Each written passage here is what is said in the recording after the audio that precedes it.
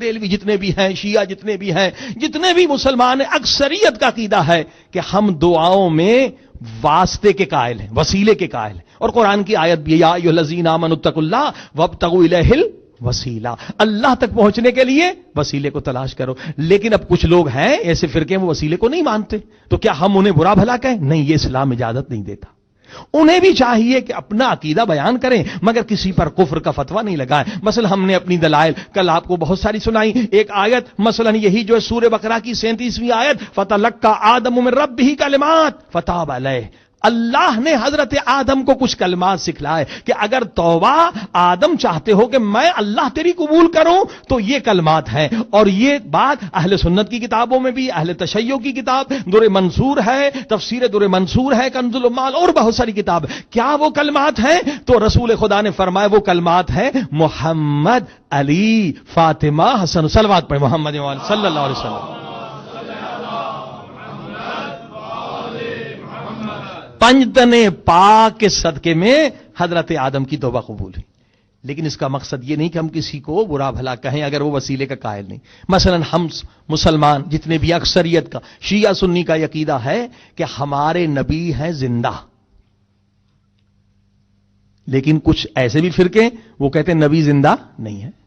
نعوذ باللہ، رسول خدا کا انتقال ہو گیا تو آپ یا رسول کیوں کہتے ہیں، یا محمد صلی اللہ علیہ وسلم کیوں کہتے ہیں، یا تو زندہ کے لیے آتا. اب اسی مسئلے پر جھگڑے ہوتے ہیں کہ بھی آپ یا رسول کیوں کہتے ہیں، اسی پہ ایک دوسرے پر کفر کے فتوے لگتے ہیں. عزیزان گرامی دیکھیے، جب قرآن موجود ہے تو جھگڑے کی بات ہی نہیں.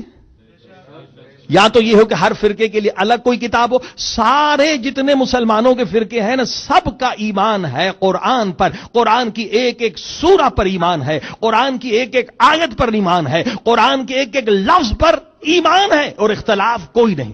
الحمدللہ. ٹھیک ہے، تو بھائی اپنی تحقیق جاری رکھیں، دعوت فکر دیں، تحقیق کریں. کیوں کسی کو آپ برا بھلا کہتے ہیں؟ ایک کہتا ہے بھی رسول خدا کو یا رسول نہ کہیں کیونکہ نعوذ باللہ وہ زندہ نہیں. اب ہم جتنی شیعہ ہیں، بریلوی، اہل سنت کی اکثریت، ہمارا عقیدہ ہے کہ رسول خدا زندہ ہے. بھئی ہمارے پاس کیا دلیل ہے؟ ہم اپنے دلائل پیش کریں. جو رسول خدا کو زندہ نہیں سمجھتے انہیں بھی حق ہے کہ وہ اپنے دلائل پیش کریں تاکہ ایک تحقیقی اور علمی ماحول بن جائے اور تعصب کی لعنت ختم ہو جائے. صلوات پڑھی محمد و آل محمد.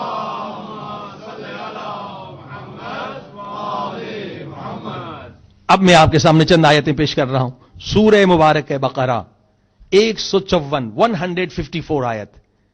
وَلَا تَقُولُوا لِمَنْ يُقْتَلُ فِي سَبِيلِ اللَّهِ أَمْوَاتٌ بَلْ أَحْيَاءٌ وَلَكِنْ لَا تَشْعُرُونَ. قرآن یہ کہہ رہا ہے کہ لوگوں جو اللہ کی راہ میں شہید ہو جائیں، جو اللہ کی راہ میں اپنی جان کو قربان کر دیں. کون؟ وہ اصحاب پیغمبر جنہوں نے اپنی جانوں کو رسول خدا پر فدا کر دیا، جو جنگ بدر میں شہید ہو گئے، جو جنگ احد میں شہید ہو گئے، وہ نبی کے پیارے صحابی. خدا یہ فرما رہے خبردار ان نبی کے پیارے صحابیوں کو مردہ نہ کہو بلکہ یہ زندہ ہیں.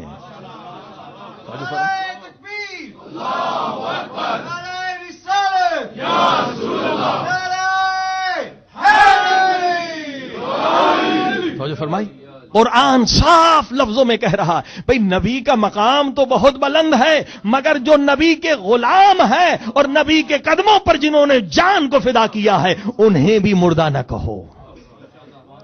ہاں جی، جب نبی کے غلام کا یہ مقام ہے کہ وہ زندہ ہے تو کیا نعوذ باللہ رسول خدا زندہ نہیں ہوں گے؟ اب دوسری آیت سنیں، سورہ آل عمران 3 سورہ ہے قرآن مجید کی، آیت کا نمبر 169 169. وَلَا تَحْسَبَنَّ الَّذِينَ قُتِلُوا فِي سَبِيلِ اللَّهِ أَمْوَاتًا بَلْ أَحْيَاءٌ عِندَ رَبِّهِمْ يُرْزَقُونَ. خبردار یہ سوچو بھی مت، یہ گمان بھی مت کرو کہ جو اللہ کی راہ میں مارے گئے ہیں وہ مردہ ہیں. پہلے کا نہ کہو، کہا یہ سوچو بھی نہیں. یہ گناہ ہے سوچنا کہ جو اللہ کی راہ میں قربان ہو گئے وہ مردہ ہیں. نہیں، وہ زندہ ہیں. اور کیسے زندہ ہیں؟ عند ربہم یرزقون، اللہ کے ہاں سے انہیں رزق بھی مل رہا ہے. صلوات پہ محمد و آل محمد.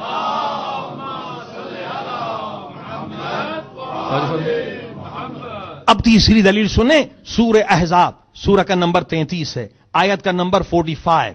یا ایھا النبی انا ارسلناک شاہدن ومبشرن ونذیرا، اے میرے نبی خدا فرما رہا ہے میں نے تجھے شاہد بنا کر بھیجا، امت پر آپ شاہد بھی ہیں، مبشر یعنی خوشخبری دینے والا، آپ بشارت دینے والے بھی ہیں، ونذیر اور ڈرانے والے بھی ہیں۔ اب رسول خدا کی پہلی صفت کیا ہے؟ رسول خدا شاہد ہیں۔ 3 مرتبہ یہ آیت آئی ہے مختلف انداز سے کہ رسول خدا امت پر شاہد ہیں۔ عزیزان گرامی، اب شہادت وہی دے سکتا ہے جو موجود ہو۔ رسول خدا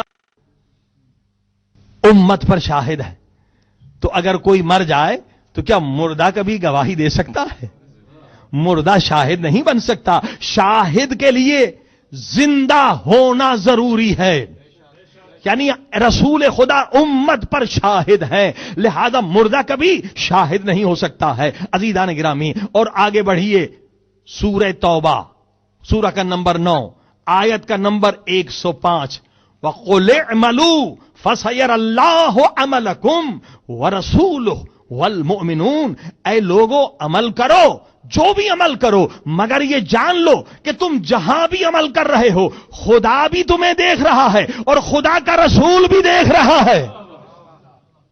خدا بھی دیکھ رہا ہے اور خدا کا رسول بھی دیکھ رہا ہے، کیونکہ شاہد وہی ہو سکتا ہے، وٹنس وہی دے سکتا ہے جس نے آپ کو دیکھا ہو۔ یعنی ہمارے اعمال پر خدا بھی گواہ ہے اور ہمارے اعمال پر رسول خدا بھی گواہ ہیں۔ رسول خدا آپ کے عمل کو دیکھ رہے ہیں۔ والمؤمنون، اور کچھ مومنین ہیں۔ یہ کون مومنین ہیں؟ یہ معصومین ہیں، یہ وارث رسول خدا ہیں، یہ اولیاء خدا ہیں جو دیکھ رہے ہیں ہمارے اعمال کو۔ اور آگے بڑھیے عزیزان گرامی، جو بہت بلند درجے کے انبیاء ہیں وہ امت پر شاہد ہے۔ دوسری آیت سورہ آل عمران آیت کا نمبر 49، وَأُنَبِّئُكُمْ، حضرت عیسیٰ کہہ رہے ہیں اپنی قوم سے، وَأُنَبِّئُكُمْ بِمَا تَأْكُلُونَ وَمَا تَدْخِرُونَ فِي بُيُوتِكُمْ، اے عیسائیو سنو، حضرت عیسیٰ کہہ رہے ہیں اپنی قوم سے کہ تم جو گھروں میں کھاتے ہو میں جانتا ہوں، اور تم گھروں میں جو جمع کرتے ہو میں وہ بھی جانتا ہوں۔ یعنی حضرت عیسیٰ کو اللہ نے امت پر شاہد بنایا ہے نا، امت پر رسول خدا بھی، ہمارے نبی بھی شاہد ہیں، حضرت عیسیٰ بھی دیکھ رہے ہیں کہ تم اپنے گھروں میں کیا کرتے ہو۔ حضرت عیسیٰ کہہ رہے میں دیکھتا ہوں تم آج کیا کھا کر آئے ہو، اپنے گھر میں کیا چھپا کر آئے ہو۔ یعنی یہاں ایک دوسرا مسئلہ بھی حل ہو گیا، کیونکہ بعض لوگ کہتے ہیں کہ علم غیب فقط خدا کے پاس ہے، نبی کے پاس علم غیب نہیں، مگر یہ آیت بتلا رہی ہے کہ حضرت عیسیٰ کے پاس علم غیب ہے۔ تو جب عیسیٰ علیہ السلام کے پاس علم غیب ہے تو جو نبیوں کا سردار ہے، صلوات پڑھی محمد و آل محمد،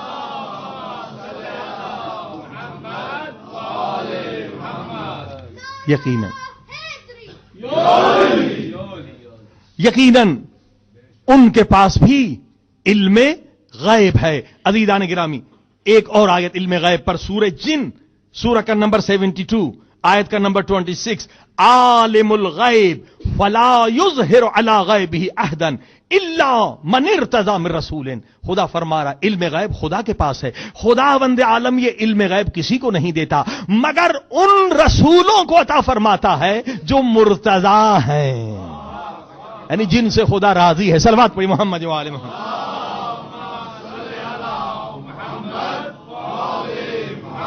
اب آپ نے دیکھا کہ اس قدر یہ آیتیں ہیں، یہ سارے دلیل، لیکن اب اس کا مقصد یہ نہیں کہ اگر کوئی نبی کو صلی اللہ علیہ وسلم کو زندہ نہ مانے تو ہم اسے کافر کہیں، اس کی اپنی تحقیق ہے، آپ اپنی تحقیق دوسرے کو سنا سکتے ہیں مگر زبردستی نہیں کر سکتے، دین میں زبردستی نہیں ہے۔ عزیزان گرامی، اگر ہم تحقیقی ماحول پیدا کریں تو مسلمانوں میں تو یقیناً اتحاد ہو جائے گا اگر تعصب کی جگہ پر تحقیق آ جائے، بلکہ آپ غیر مسلمانوں کو بھی اپنے طرف بلا سکتے ہیں، کیونکہ تحقیق کے مواقع بہت زیادہ ہیں۔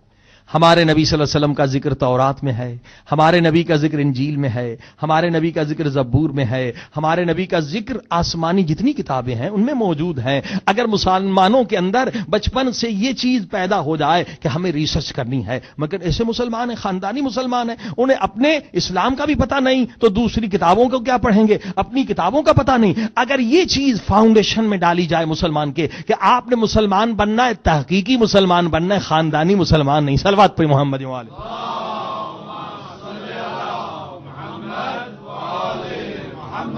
تو آپ کس قدر دوسرے لوگوں کو بھی کھینچ سکتے ہیں۔ یہ تعصب کی یہ جو آگ ہے خصوصاً برصغیر ہندوستان پاکستان میں زیادہ ہے۔ ہندو مسلمانوں کے درمیان نفرت، خود مسلمانوں کے درمیان نفرت، یہ عجیب ایک غلاظت ہے، ایک نجاست ہے جسے ختم ہونا چاہیے، اور یہ تب ختم ہو سکتی ہے جب آپ تحقیق کریں گے، ریسرچ کریں گے۔ دیکھیے ہندوؤں کی کتابوں کا مطالعہ کریں، ریسرچ تو اسی کا مسئلہ ہے نا۔ کسی کے جھوٹے خدا کو بھی آپ برا بھلا نہ کہیں اگر کوئی بھی آپ کا عقیدہ، کیونکہ یہ قرآن کی ٹریننگ ہے۔ اس سے کیا ہوتا ہے، تعصب پیدا ہوتا ہے۔ آپ کسی کے رہبر کو، کسی کے رہنما کو برا بھلا کہیں گے تو کیا وہ آپ کے مذہب کو قبول کرے گا؟ نہیں، وہ آپ سے نفرت کرے گا، عداوت کرے گا، اور یہ عداوت بڑھتی چلی جائے گی تو فرقہ پرستی اسی سے تو جنم لیتی ہے۔ آئیے میں چند حوالے بتاؤں، دیکھیے آپ خوش ہو جائیں گے کہ ہمارے نبی کا ذکر کہاں کہاں ہندوؤں کی کتابوں میں موجود ہے، قرآن کا پیغام کہاں کہاں ان کتابوں میں موجود ہے، مگر ریسرچ کی ضرورت ہے۔ جیسے دیکھیے ہر مسلمان صبح صبح نماز پڑھتا ہے، نماز فجر میں کیا سورہ حمد لازم ہے، سورہ حمد کا پڑھنا، اور کیا ہے الحمد للہ رب العالمین، بچہ بچہ جانتا ہے کیا ترجمہ ہے، تمام تعریفیں عالمین کے رب کے لیے۔ اب چلتے ہیں، یہ کتاب جو ہے ہندوؤں کی 4 بڑی کتابیں، رگ وید ہے، اتھر وید ہے، یجر وید ہے، سام وید، یہ ان چاروں کتابوں کو آسمانی کتابیں سمجھتے ہیں، اور یہ چاروں کتابیں انٹرنیٹ پر موجود ہیں۔ آپ گوگل میں جائیے، ویداز لکھیں، یہ ساری کتاب گرفت نے ترجمہ کی، انگلش میں موجود ہے، آپ پڑھ سکتے ہیں، یہ ریفرنسز نوٹ کر لیں۔ اب رگ وید یہ 5واں رگ وید ہے، اور اس کا چیپٹر نمبر 81 ہے، اور آیت کا نمبر 1 ہے۔ اب ہم کیا پڑھتے ہیں، الحمد للہ رب العالمین۔ اب اس کا کیا ترجمہ ہے، یہ جو ریفرنس دے رہا ہوں رگ وید سے، کہ اس دنیا کے بنانے والے کے لیے تعریف ہے۔ وہی ہوا نا، اپنی لینگویج میں سنسکرت میں یہ الحمدللہ رب العالمین کا ترجمہ ہے کہ اس دنیا کے بنانے والے کے لیے تعریف ہے۔ اور اس کے بعد ہم کیا کہتے ہیں، الرحمن الرحیم۔ اچھا، اب پھر رگ وید میں 3 رگ وید اور اس کا چیپٹر 34 اور اس کی جو ورس ہے وہ پہلی، جو دینے والا رحیم ہے۔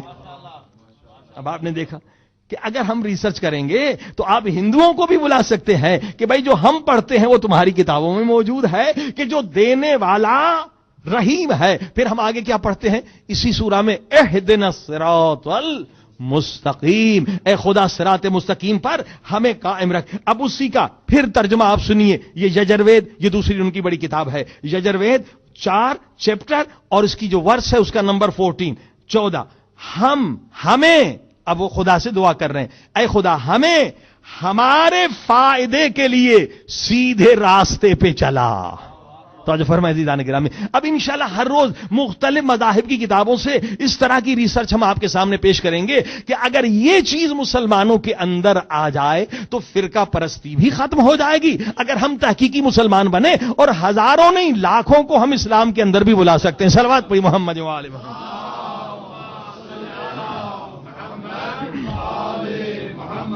عزیزان گرامی، جیسے آپ نے سنا کہ ہمارا موضوع ہے تربیت اولاد، اور بہت اہم موضوع ہے۔ اگر ماں باپ یہ کوشش کریں بچپن سے اولاد کی تربیت کے لیے، اگر یہ بچے کے سینس میں ڈال دینا کہ اے میرے بیٹے تو جہاں بھی ہے تیرا رب تجھے دیکھ رہا ہے۔ مولا علی فرماتے ہیں کہ اولاد کے لیے پیسہ بڑی میراث نہ سمجھو،